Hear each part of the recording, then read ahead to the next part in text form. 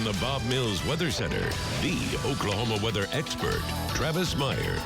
It is windy, and it is a big storm system up to our northwest that's causing a lot of commotion between cold rain and snow at higher elevations in the central and northern Rockies. And associated with that is also a threat of severe weather and maybe some tornadoes in eastern Nebraska and also into western Iowa and northeastern Kansas. We also have a tropical system in southeastern parts of the United States. That is going to be gradually moving out, and Louisiana has picked up some heavy rains, and they've needed it. How often do we say that? Hardly ever, because it's unusual that Louisiana and Mississippi have been bone dry, but they have.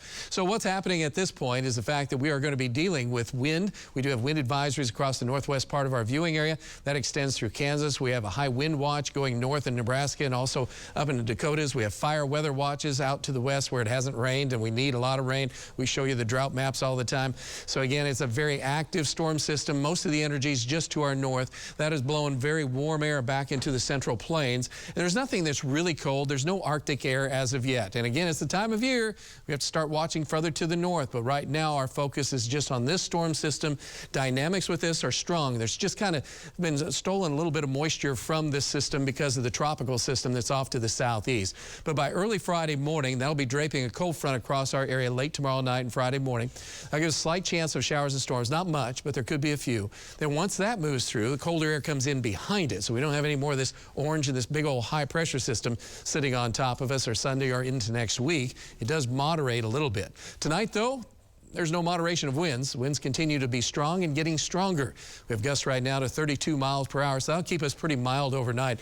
But the winds, again, will continue to be strong, and then tomorrow peaking out around 40, 45. If you're north or west of Tulsa, you have really gusty winds at times. And then we'll have a northwest winds of 20 to 30 miles per hour coming in as we go through the daytime hours on Friday. Right now, though, with those south winds and low 70s, pretty mild, pretty nice, and most of the state is in a very similar story.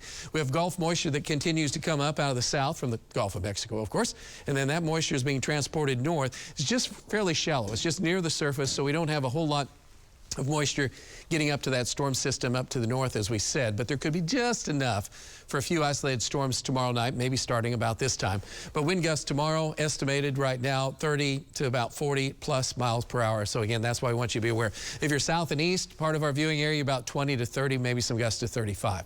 So here's the way it looks. Clouds in the morning, a lot of low stratus coming at us, as we like to say. Temperatures will be in the 60s, and then strong winds during the day and a few breaks in the overcast here and there. And to the east, we could have some sun, a mere 80. Most of us will spend the day in the 70s unless you're in central and western portions of the state where temperatures be in the 80s to near 90. Then tomorrow night, wave of energy coming across the area, give us showers and a few thunderstorms in advance of the actual cold front. And then when the cold front comes in, most of the thunderstorms will be moving northeast, and then we'll just get a gust of wind. This front is slowing down a little bit on some of the new data, so that could take until 8 or 9 for it to get through.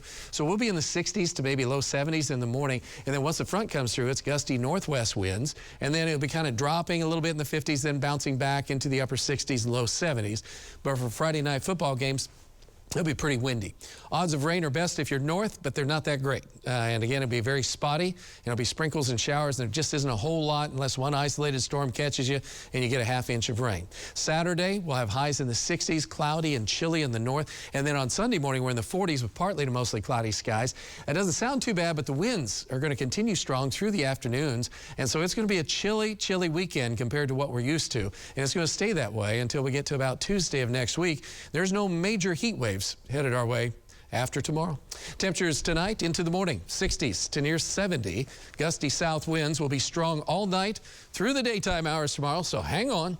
As we've been talking about, averaging 25, gusting to 40. If you're northwest, could gust to 45. Fall weather is definitely in the offing for the weekend with some clouds around, strong north winds. They'll die down by Monday and Tuesday and then warm up a little bit before the next storm system later next week. Okay. Carry a bowling ball with you. That's what I'm saying. And maybe a jacket. And maybe a jacket. Yeah.